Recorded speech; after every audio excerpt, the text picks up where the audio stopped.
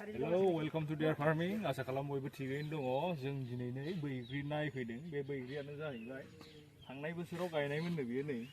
थांनाय बोसोराव गायनानै बे एबार सेकेन्ड सिजननि आरोना सेकेन्ड सिजननियाव जाहैबाय ओरै लाबोदो नै थांनाय बोसोराव फिथाइ मोनखांबाय दा ओमफ्राय नैबेखौ 6 इंसिफ्राव हास'यो आरो नैबे थबस्र' हास'यो फार्स्टनि नङा दे बे थांनाय बोसोराव फिथाइ मोनखांबाय एबारहाय 6 इंसियाव बेखौ थबस्र' हास'नानै नैबेजों खिलिजोब्बाय नै ओमफ्राय माबायदि खिलिखो नायदो नै बेफोरो बे माने रोदाया गिदिर जाखाबाय नालाय ओमफ्रायो 2 मासफ्रावनो बेबायदि ग्रथ जाबाय बियो नै बियो ओरैबायदि स्पिड ग्रथ जायो ओमफ्राय मेन खोथाया जाहैबाय जों गायजेननाया फार्स्ट गायजेननाय फुलियाव नै बिदि जायो नायफैदो ओरैजाय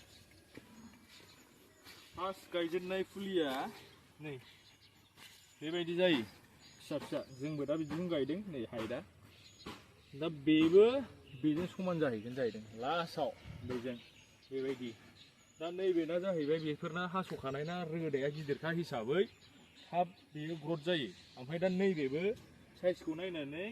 फिथाइ थायनाय नङा बायदि नुगोन खिन्थु बेबो देरो आरोना दा नै प्लास्टिकआ बोखारदोंना बोखाराखै प्लास्टिकखौ बोखाराखै राफ्टिंआ दा बेबो बिदि जागोन आरो ओमफ्राय बेजों लोगोसे नैबेखौ 5 फुट खरि नैबिदि खानानै दोनजोबखाबाय जाहाथे उनावहाय दालायफ्रा ओरै बायग्लिबोबा बेहाय माने प्रटेक्शननि थाखाय बेखौ बिदि खाखाबाय दायो बेथ' जाबाय दा बिनि उनावहाय बे बैग्रि देरसान्दियाव नै बिसोरो मा खालामदों नै बेखौ फान्थाव गायदों ओमफ्राय फुरा माने बे मोननायनि सिगां बेखौ इन्टारक्रपिं हिसाबै फान्थावखौ फाननानै मोनग्रोसिगोन आरो बिसोर आरो बेजों लोगोसे बैथिंहाय बहल सहलबो गायदों ओमफ्राय दा बे जाबाय दा बेखौ फुरा नैबे सिस्टेमाव दंखाजोबसै आरो बेजों लोगोसे बै नैबे गोजौ गोजौ गायनाया बेखौ माने नेटनि थाखाय जाहाथे दाउफोर फैयोबा जानो हायैनि बेयाव फुरा नेट खोंजोबगोन नालाय बेनि थाखाय बेखौ रेडि खालामखाबाय बेनो आरो स' लोगोफोर जाय बैग्रि गायनो गोसो एसे नलेज लानानै गायबानो जाबाय आरो बेजों लोगोसे हासार होनाय माखासे सिस्टेमखौ सोलोंग्रोदो बेनि उनावहाय गायदो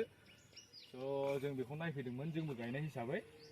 जुदि नोंथांमोनहाबो गायनो गोसो नलेज लागोन बेनि उनावहाय आबाद माव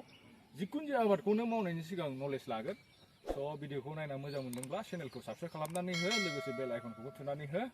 आसा खालामो नेक्स्ट भिडिअआव लोगो मोनफिनगोन बाय बाय